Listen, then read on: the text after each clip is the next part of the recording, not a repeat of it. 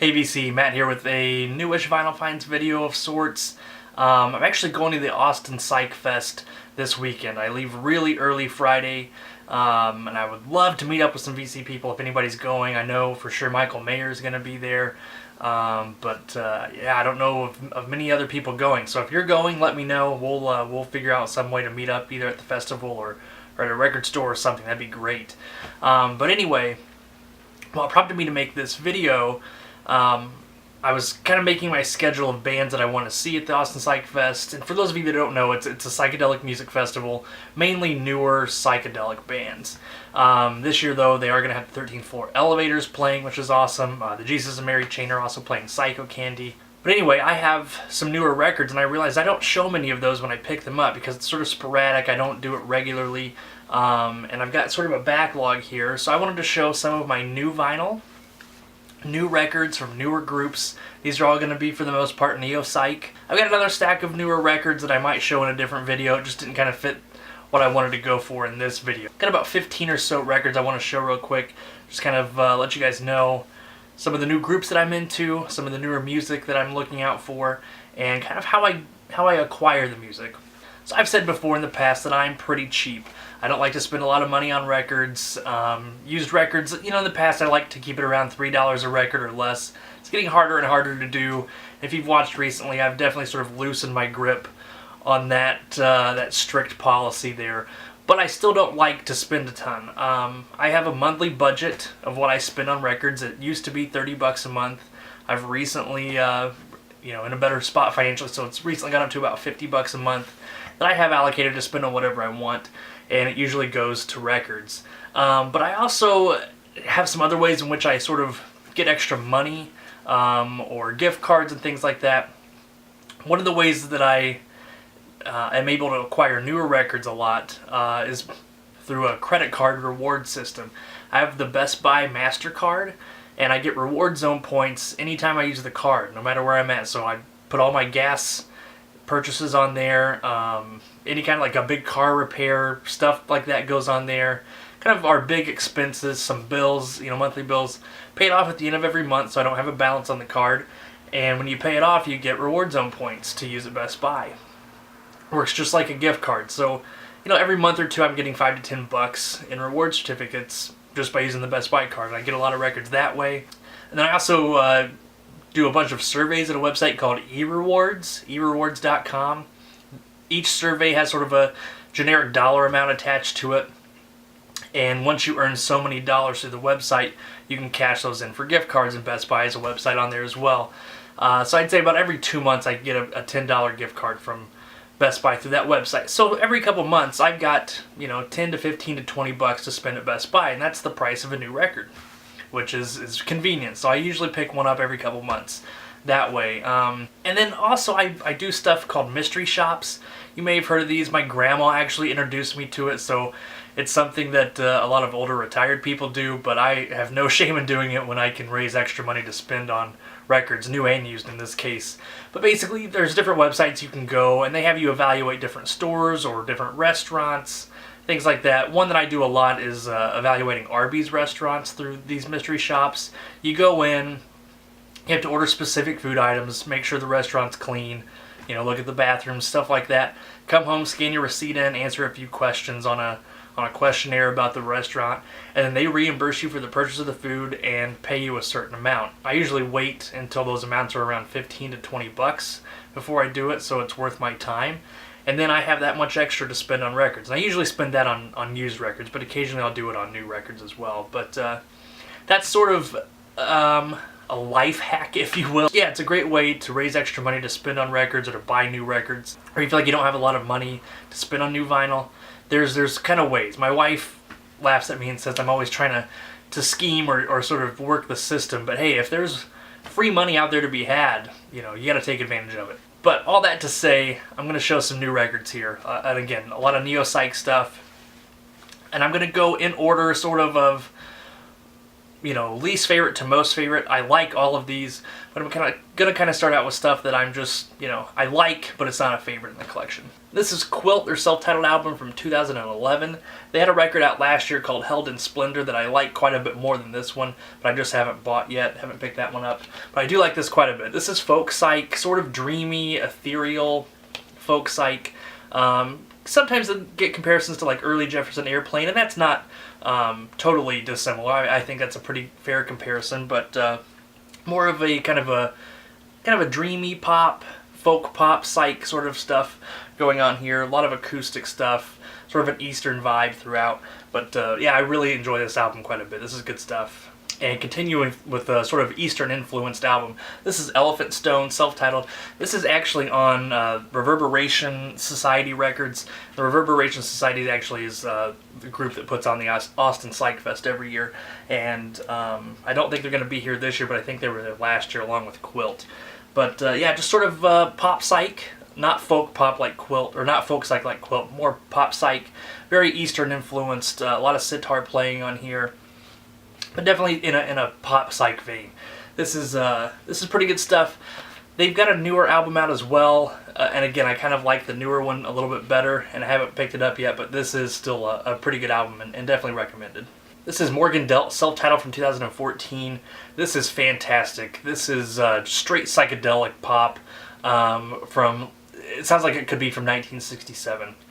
Fantastic, very like Beatles-esque. Like early period Pink Floyd type sound. Make My Gray Brain Green and Barbarian Kings are the first two tracks on the album, and they're amazing. They really are. This is a lost artifact from 1967. Like a guy time traveled ahead to the future and released his lost album. It's so good. This is really, you guys need to check this album out, and I love that artwork on the front there. Really cool stuff. This is Melody's Echo Chamber, self-titled album from 2012. This is less psychedelia, more dream pop, but sort of pop in a Tame Impala influenced way, and that is not by accident at all. Kevin Parker, the lead singer and sort of main guy behind Tame Impala, produced this album and has a lot to do with the sound of this. Just fantastic stuff. I'm really bummed. She was supposed to be at Austin Psych Fest playing Sunday night after the 13th Floor Elevators on a different stage, and for travel reasons or something like that, she had to back out and cancel. They've replaced her with Chelsea Wolfe, who I'm only sort of vaguely familiar with, but I'm pretty excited to see as well. But yeah, this is really good stuff. And again, like I said, more dream pop, less psychedelia, but there's sort of, that dream pop has sort of that ethereal, floaty feel to it that I really like. And that, you can kind of consider that psychedelia as well, but really good album, good stuff. All right, then we have something from the Netherlands. Shout out to Peter Bootsman. This is Jacco Gardner, Cabinet of Curiosities. This is not too wildly different from Morgan Delt's album, which felt like it could come right out of '67, as does this. But Morgan Delt's is a little bit more like Beatles, Pink Floyd era sort of stuff. This is more like orchestral pop psych type stuff. This has a very like left bank, Nirvana, like the Simon Path, Nirvana, that group, that sort of a feel to it. And it's really, really good. A little bit more harmony, pop-driven. Morgan Delt's has a little bit more of a darker edge to it, but this is really good stuff. And he has a new album out, actually came out this week, called Hypnophobia. It apparently goes a little bit even farther with the pop sensibility stuff, while still holding on to sort of its psychedelic influences. Yeah, I really love this, and that artwork is just gorgeous. I love that. Definitely one to check out. Great stuff. Alright, here's an album I just picked up a couple weeks ago, maybe 3 weeks ago. This is the New Electric Ride Balloon Age. I've got to give a shout out to a couple people for kind of turning me onto this label. This is on Beyond is Beyond Records. David Horowitz, Sequoia Flame, is a big fan of that label, as is Tim Guthrie, who has the Gozer's Den channel, shows a lot of colored vinyl, really cool channel. Definitely check both of those guys' stuff out. But yeah, they sort of turned me onto this label, and through sort of listening to some stuff on Bandcamp through there, found these guys. There's a sort of a neo-psych sound that I really am attracted to. I'm not huge into the garage punk kind of stuff, even though I've got a lot of Ty Segall to show later.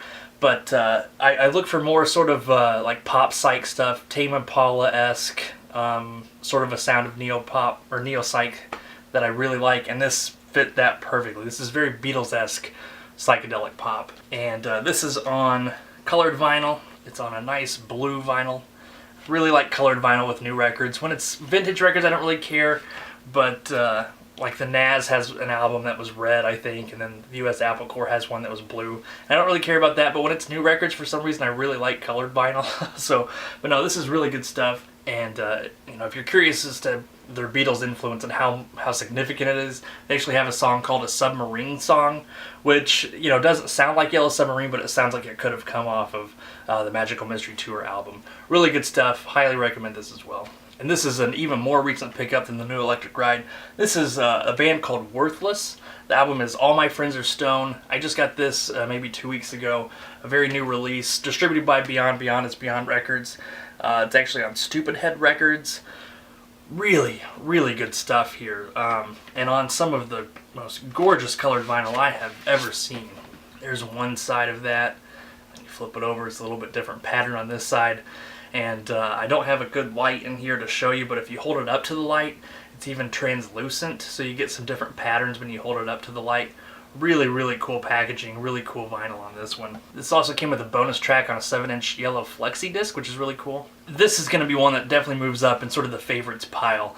This is really good stuff. Again, sort of a Tame Impala-esque sound, although they get a little bit deeper psych on side B. It's a track called Yellow Fingers. It's a side-long track, technically split into two. The first track is called Yellow Fingers Intro, that's just a couple minutes long, and then the rest of the side ends on Yellow Fingers. It's really deep, lots of effects going on, lots of phasing, lots of cool stuff on this album. This is really, really good stuff. Check these guys out. You can stream the whole thing on their Bandcamp, and it's really, really good. This, like I said, this is going to move up in the favorites pile for sure. Sticking with more Beyond is Beyond Record stuff. This is Jeff Fertiti's Nile, the Electric Hour. I got this at the same time I got the new Electric Ride album. And my gosh, this is so good. Worthless is going to move up in the favorites pile, but this one's going to shoot to the top 4 or 5 probably. I'm serious. This is fantastic. This has sort of a Ty Segall's fuzz influence sort of sound on it in a couple of spots where it gets a little bit... you know, a little bit harder edged, but also has sort of a great pop psych feel to it. I don't know, it's got a lot going on in here, and it's all fantastic. I really, really like this. Man, this is great. I cannot recommend this enough. Good stuff. This is one I've had for a while, and I'm finally getting around to showing. This is Foxygen, We Are the 21st Century Ambassadors of Peace and Magic. A very long title, self-indulgent. And that's exactly the kind of album this is. Self-indulgent, psychedelic pop. I love this album. This is from 2013, and I've loved it since it came out. Just, I bought it sometime early last year. San Francisco is a great track. I know a lot of you in the VC are familiar with this and like it quite a bit. I know Travis, Sydney, a couple of people like that. We've talked about it in the past. Very, again, Beatles influenced psych pop, and that's the kind of stuff I dig for newer groups and newer psych bands. And when they wear it on their sleeves like this, it's great. And again, self-indulgent. And I've heard their newer album and Star Power, and it's even more self-indulgent, and it's still very good as well. But this is just a fantastic record, and I'm so bad at describing what stuff sounds like and what it is, but just pick it up. I won't talk too much about this. This is Tame Impala's Inner Speaker. I had Lonerism, that was their second album. I actually owned that one first, and I've shown that one. That was a couple years ago, actually. And I finally got around to picking this one up last year.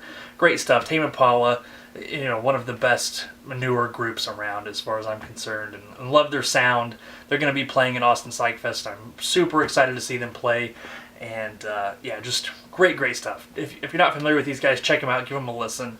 I would start with Lonerism. Actually, I think it's a stronger album, and then once you get into that, Inner Speaker's great. And they've got a new album called Currents coming out in just a month or two, so keep an eye peeled for that if you're a fan. This is a little bit different one. This is sort of like acid-drenched country. This is Sergio Simpson's Meta-Modern Sounds and Country Music, sort of a play on the Ray Charles modern sounds and country and western music, of course, but Sergio Simpson, oh my gosh. I do like some alt-country stuff. I'm a big fan of Ryan Adams. I like the Avett Brothers quite a bit, groups like that. But as far as country goes, sort of a deep country sound, I prefer, like, you know, the older stuff. Hank Williams, Johnny Cash, Merle Haggard, Waylon Jennings, stuff like that. and this is an absolute throwback to that, but with a weird psychedelic bend to it. It's a really hard album to describe. It's one you just sort of need to listen to get and to understand. The best way I can describe this is sort of like acid-drenched outlaw country. His voice sounds a lot like Waylon Jennings. If you're not a fan of country and you don't think you'd like this, you know, based on the country influence, give it a listen, please. Turtles All the Way Down and It Ain't All Flowers. Check those two tracks out. Those are kind of the deepest it gets, and then you'll want to listen to more. It's really, really great stuff. This is an album I kind of see being talked about in 20 to 30 years as a huge influence on the country genre. I really do think it's going to be that important someday. Fantastic stuff. Here's an album that got a lot of attention last year and a lot of talk about last year. This is Temple's Sun Structures. Ended up on a lot of best of lists last year. I know Rolling Stone magazine had it pretty high up in their best albums list. NPR had it up pretty high, and for good reason. This is a great album. British psychedelic pop, wonderful, wonderful stuff. These guys, Tame Impala and Temples for me are my two favorite Neo-psych groups. Just great stuff. My copy's on pink vinyl. It looks a little brighter there, but it is pink. This was for a breast cancer awareness charity drive. A couple bands released limited runs on pink vinyl. It's rumored that there's only 500 copies of this. I don't believe that. Vintage Vinyl in St. Louis had like 5 copies of it at one point, so I think there had to be more than 500 copies out there, but it was a limited run, and it's cool to have that on colored vinyl. But this album is fantastic. Check these guys out too if you haven't heard of them. This is another one of my favorite albums from last year. This is The Ghost of a Saber-Toothed Tiger, abbreviated The Ghost, Midnight Sun. This is Sean Lennon, John Lennon's son, and his girlfriend Charlotte Kemp Mull, their band. Wow, this album was sort of divisive. I know a lot of people that really like this album, but I know a lot of people too that really just did not care for this. I've got a friend that saw Temples play in concert in St. Louis and Ghost opened for them, and he just hated Ghost. And I don't know. I'm going to see them at Austin Psych Fest. They're playing on Sunday, and I'm really excited to see them. But no, I love this. Probably my favorite tracks on here are Xanadu and Animals. Midnight Sun, the title track, is great as well. Moth to a Flame, the last track, is fantastic. This is just, oh my gosh. This is, I hate to keep saying Beatles-influenced psych pop, but it sort of is, but this goes even deeper. This is like Sgt. Pepper's on acid. I don't know how to describe it. It's just so great. Here's the gatefold. I had trouble finding a sleeve big enough to fit this. It's a really wide album. I don't know if mine just got cut weird or what the deal is, but really thick packaging on this. My copy is on this split, sort of pale blue and then blue and white splattered vinyl. Each copy, it's just like randomly mixed vinyl, so you don't know what color you're getting until you open it up, which is really cool. A lot of variations. There's like 10 listed on Discogs, and I think there's even more than that out there. But I don't know. Again, this one, some love it, some hate it. I'm in the big time love category on this. And again, I'm really bad at describing albums and reviewing them, other than saying, it's really good, you should check it out. Of course you should. If I own it, why would I not recommend it, right? But my gosh, just amazing. Love this. Probably my favorite current artist. This is Lamontagne Supernova. You're probably thinking Ray LaMontagne in a Neo-psych video? Yes, absolutely. This album is such a great sort of like breezy, psychedelic. My wife, when she first listened to it, and she likes Ray LaMontagne a lot, when she first heard this though, she was like, oh no, that's too weird, too psychedelic for me. It was like, no, you just have to imagine like it's a breezy summer day, you're just kind of laying out in the grass looking up at the clouds, and that's exactly what this is. This is great like road trip music, sort of lazy day, laying in a hammock, sort of breezy psych. Very like Odyssey and Oracle influence. This is just sort of a sound all its own almost. This was produced by Dan Auerbach of the Black Keys. He did great production work on here. Again, very sort of floaty psych pop. And there's some great country rock elements on here as well. My favorite songs on here are Lavender, Airwaves, Supernova's great. Oh Hi is like the penultimate road trip song. My wife and I are going on vacation in June. We're going out to the Pacific Northwest. We'll be driving the 101 from Washington State all the way through Oregon, and going to go down to the Redwood Forest, and I'm going to make a mix for our drive, and Oh Hi is going to be on there multiple times. It's great. And then Drive-In Movies is a great sort of nostalgic sort of throwback song. Love it. Really, really great album. At least in the top 2 or 3 favorites from last year. Fantastic album. Love it. Alright, to finish up this video and to sort of round things out, I'm going to end with one of the busiest guys in the music industry. That's Ty Segall. This is Melted from 2011, and Ty Segall has been around for, I don't know, since 2008, 2009, making music. He was in a group called the Epsilons, had a couple albums prior to this one. This is the earliest one I've got, and I need to pick up his earlier stuff. But sort of a lo-fi, garage punk sort of a sound. And then once he got on Melted, this album, things get a little bit more psychedelic. They get a little trippier. There's still a lot of like a garage punk influence on it. But started dipping his toes into sort of experimenting with different soundscapes and sort of layering the production with a little bit more stuff going on, things like that. And I dig this one quite a bit. But for me, things really start to pick up on this album. This is Ty Segall and White Fence Hair. Really, really good stuff. Again, still sort of a lo-fi garagey sort of a sound to it, but things get decidedly more psychedelic on here. My favorite track on here is Scissor People. There's a great stereo back and forth between the left and right channels that goes on with different stuff towards the middle of the track. It's great stuff. I really, really dig this album. And in between Hair and this album, Twins, he had an album called Goodbye Bread that I still need to pick up. That's a little bit more subdued, a little bit more, less garage punk, a little more psych. It gets a little more pop influenced, and that sort of carries over into this album. It sort of tones down the punk influence. It's still definitely there. I think it always will be with Segall, and I'm glad. I like that about him. But things get a little bit more, like I said, a little bit more pop influenced. Again, a little more psychedelic-ish, and it's really good. I like this album a lot. And then he shifts gears again with this album. This is Sleeper. It's all acoustic, save for a couple electric guitars here and there, mainly on the track The Main Man. For the most part, though, this is sort of Kinks-influenced pop. A little bit psych-influenced, but sort of that Kinks sort of British-sounding sound. I don't know, but it's a different sound. There's almost no garage punk element to this at all, it being acoustic.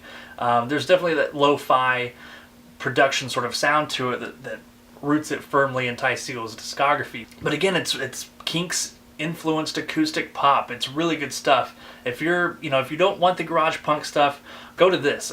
If you're a fan of Kinks styled pop rock, psych pop, whatever you want to call it, this is going to be the one for you and one I would recommend starting with. And rounding out sort of my favorites from last year, you've got Temple, Sun Structure, you've got The Ghost, you've got Lamontagne Supernova, and you've got Ty Segall's Manipulator. Oh my gosh, this album is amazing. And he shifts gears again. Sleeper was all acoustic, and this is back to a rock sound, but this is a very 70s influenced album. Michael Mayer, I think, said that this was the best T-Rex album from last year, and I totally get that influence, 100%. This material could come straight off of Electric Warrior. Fantastic 70s influence psych rock. T-Rex is definitely the best way to describe this. The influence of T-Rex is front and center on this album. Just great, great stuff. My favorite Ty Segall album that I've come across yet, with Hair being a very close second. Cannot recommend Ty Segall enough. Definitely check this guy out.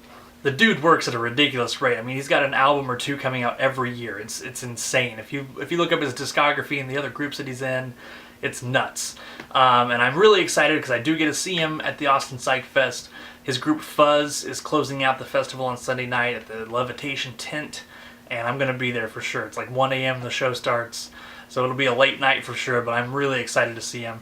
So again, yeah, if you're going to be at the Austin Psych Fest, hit me up. Hopefully we can meet up. But I hope you guys enjoyed this video showing some Neo-psych records, and I hope to have another video sometime next week showing the rest of my sort of what I call new vinyl, stuff that's been released in the last 10 or 15 years that I pick up as well. So thanks for watching, guys, and sorry for any of you guys looking for classic 60s stuff. I'll be back with that soon enough. Alright, we'll see you guys. Take care.